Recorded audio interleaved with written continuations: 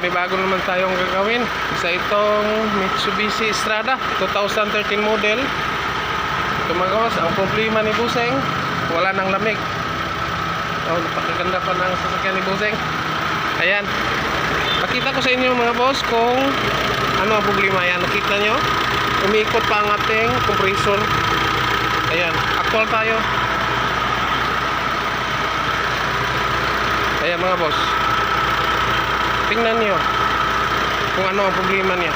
Ito ang kanyang clutch pan. Yan, kung hindi yan sira, putol kamay mo pag hinawakan mo yan. Ayan mga boss, ito, pakita ko sa inyo kung kaya nating hawakan yan. Ayan, ayan, ayan, ayan.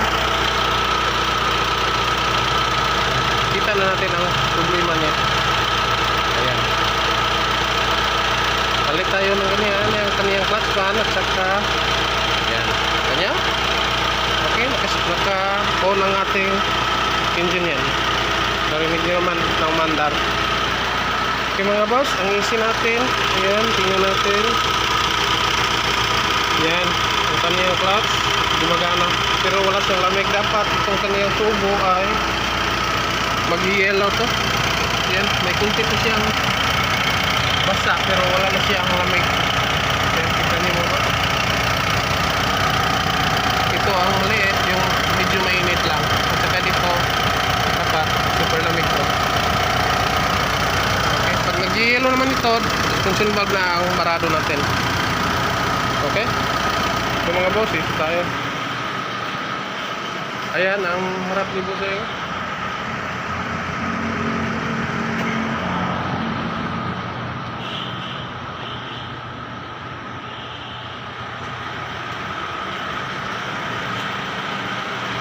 Okay, boss, pwede pakipalong. Paki-off ang engine boss. Okay, tingnan niyo mga boss. Ayan, ayan, dapat hindi yan mag-pre-wheel. Dapat pag off ng engine, dapat ganyan, nakaganyan yan. Hindi yan nagpa-pre-wheel ng mga ilang seconds pa, ayaha siya mag-stop. Okay mga boss, napakadali lang isob natin. Tsaka baklasin natin ang kanyang compressor, change oil natin. Panigurado akong wala itong compressor oil. Okay, nandito yan mga boss. Yan, kanyang compressor. Okay, ayan mga boss, tapos na tayo. Pinalitan na natin ang ating yan clutch pan, tsaka na change oil na natin ang ating compressor. Tapos na tayo nag-leak test, wala siyang leaking. Ngayon nag-vacuum na tayo. Ayan, nag-negative 30 na siya mga boss. 0, yan, negative 25. Pag negative 30, 10 minutes, yan, ka-vacuum. Okay na.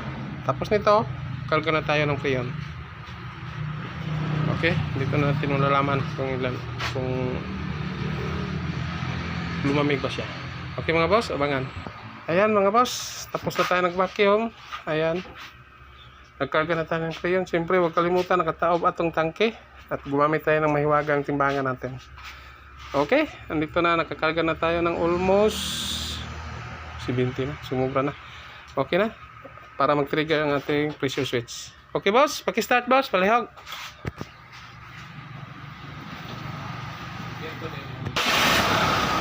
Ayan, naka-start na.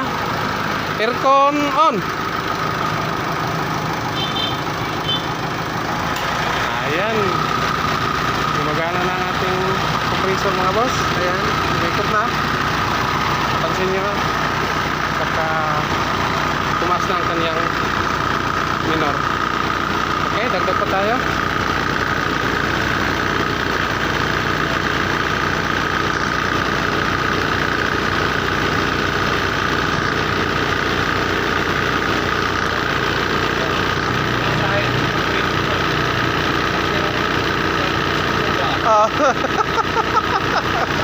Ulak.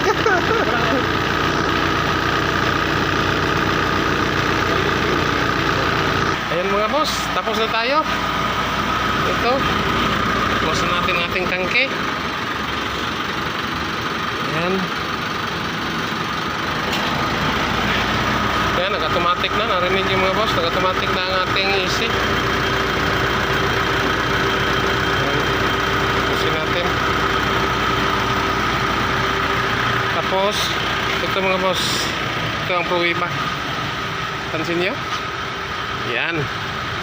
Yan ang lamig na hinahanap natin. Yan. Doon sa kabila. Pati dito sa harap mga boss. Yan, kita nyo? Pansin nyo? Yan. Ito. Yan ang lamig na hinahanap natin. Okay mga boss. Kailangan natin ng thermoscanner. Sa salamin pala, alam na natin na super lamig na sa loob. Ayan mga boss, kita nyo na super lamig na ang dada ni boss. Ayan, salamat sa tiwala mga bossing. Okay.